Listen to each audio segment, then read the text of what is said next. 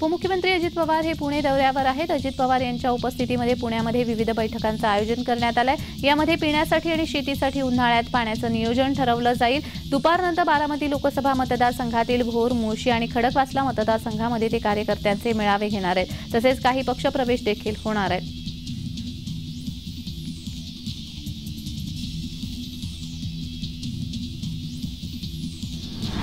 सुप्रिया सुळे, रोहित पवार यांनी उपमुख्यमंत्री अजित पवार यांची भेट घेतली। कालवा समितीच्या बैठकीमध्ये ही भेट झाली। सर्किट हाऊसमध्ये बैठकीचं आयोजन करण्यात आलं होतं। अनेक मुद्द्यांवर बैठकीमध्ये चर्चा झाली।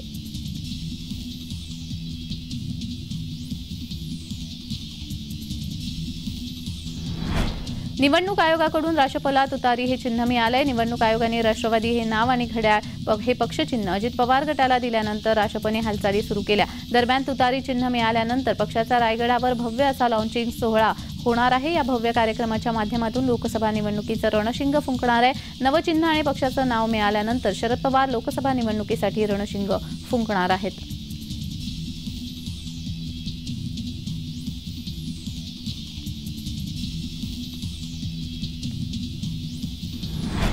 बारावी परीक्षेच्या पहिल्या 3 दिवसात 116 कॉपी बहाद्दरांवर कारवाई करण्यात आली आहे। पहिल्या 3 दिवसामध्ये इंग्रजीसह 17 भाषा विषयांचा परीक्षा पार पडली। केवळ भाषा विषयांच्या पेपरादरम्यान कॉपी केल्याप्रकरणी 116 विद्यार्थ्यांवर कारवाई करीत राज्य मंडळाने कारवाईचं शतक पूर्ण केलंय।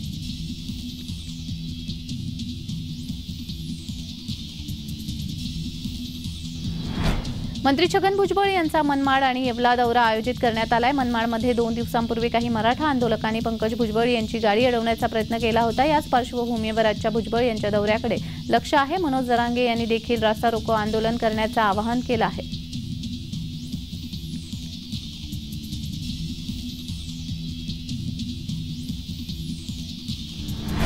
कल्याण डोंबिवलीकरांसाठी महत्त्वाची बातमी आहे। ठाणे पडगाव उन्नत रस्ता बांधण्याचा MMRDAचा निर्णय आहे। कल्याण डोंबिवली ठाणे या भागातील रस्ते वाहतुकीला गती देण्यासाठी MMRDAने हा निर्णय घेतलाय। सार्वजनिक बांधकाम मंत्री रवींद्र चव्हाण यांनी ही माहिती दिली आहे।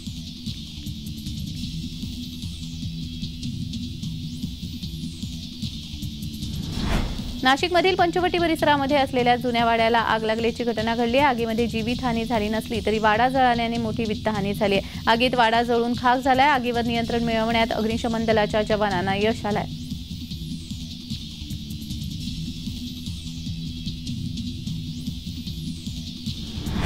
दुर्लक्षितांना घेऊन स्वातंत्र्याचा अमृत महोत्सव साजरा केला जाणार। मुंबई उपनगरामध्ये बौद्ध महोत्सवासह शबरी महोत्सवाचं आयोजन पालकमंत्री मंगलप्रभात लोढा यांच्या पुढाकाराने करण्यात आलंय। चेंबूरच्या सर्वोदय महाबुद्ध विहारामध्ये 24 आणि 25 फेब्रुवारी रोजी बौद्ध महोत्सव कार्यक्रम आयोजित करण्यात आलाय।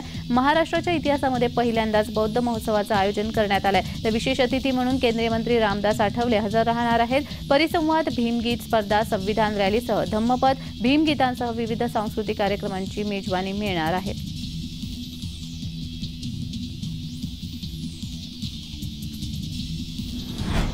विश्व हिंदू परिषद आणि बजरंग दल जिल्हाध्यक्षांसह बदलापूर येथील 60 कार्यकर्त्यांनी शुक्रवारी मनसे अध्यक्ष राज ठाकरे यांच्या समक्ष मनसेमध्ये प्रवेश केला।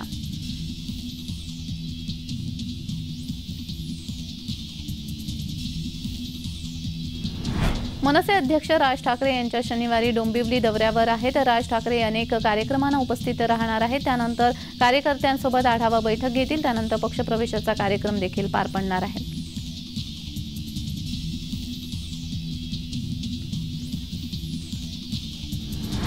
नाशिकच्या पंचवटी परिसरामध्ये डॉक्टरवर जीवघेणा हल्ला झाला। जागेच्या व्यवहारातून हल्ला झाल्याची प्राथमिक माहिती आहे। पंचवटीतील सुयश हॉस्पिटलचे डॉक्टर कैलास राठी गंभीर जखमी झालेत। उपचारासाठी त्यांना खासगी रुग्णालयामध्ये दाखल करण्यात आले। त्यांची प्रकृती चिंताजनक आहे। हल्ल्याचा निषेध म्हणून शनिवारी शहरातील OPD बंद ठेवण्याचा डॉक्टर असोसिएशनने इशारा दिलाय।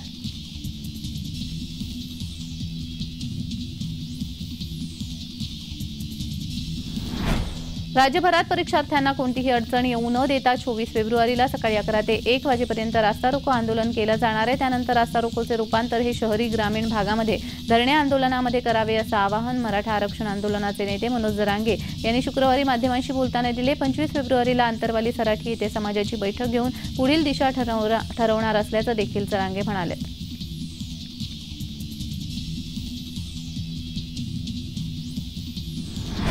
आमदार भारत भालके यांच्या जयंतीचा औचित्य साधून पंढरपुरात भव्य कृषी प्रदर्शन भरवण्यात आलं आहे। या प्रदर्शनाचं उद्घाटन आरोग्यमंत्री तानाजी सावंत यांच्या हस्ते करण्यात आलं। भगीरथ भालके यांच्या माध्यमातून हे कृषी प्रदर्शन भरवण्यात आलंय। यामध्ये शेती विषयक विविध गोष्टींचे 150 स्टॉलचा समावेश आहे। तसेच जनावरांचं प्रदर्शन आणि विविध कार्यक्रमांचं आयोजन करण्यात आलंय। हे प्रदर्शन 26 फेब्रुवारीपर्यंत खुलं असणार आहे।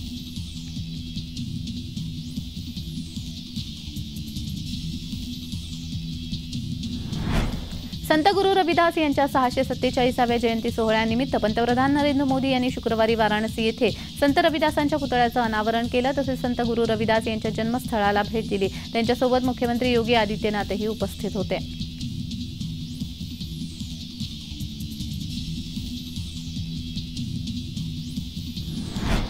उपमुख्यमंत्री देवेंद्र फडणवीस यांनी शुक्रवारी मुंबईमध्ये रेल्वे मंत्री अश्विनी वैष्णव यांची भेट घेतली। यावेळी पुणे नाशिक हायस्पीड रेल्वे प्रकल्पाबाबत विस्तृत चर्चा झाली। त्यामुळे या प्रकल्पाला गती मिळण्याचा मार्ग आता मोकळा झालाय।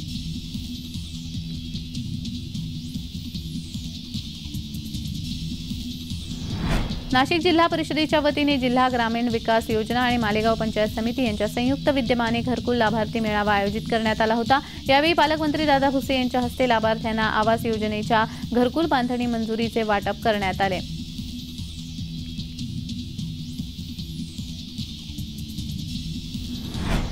नाशिक महसूल विभागाच्या वतीने जळगावमध्ये क्रीडा स्पर्धेचे आयोजन करण्यात आले होते। यावेळी मंत्री अनिल पाटील यांनाही खो खो खेळण्याचा मोह आवरला नाही।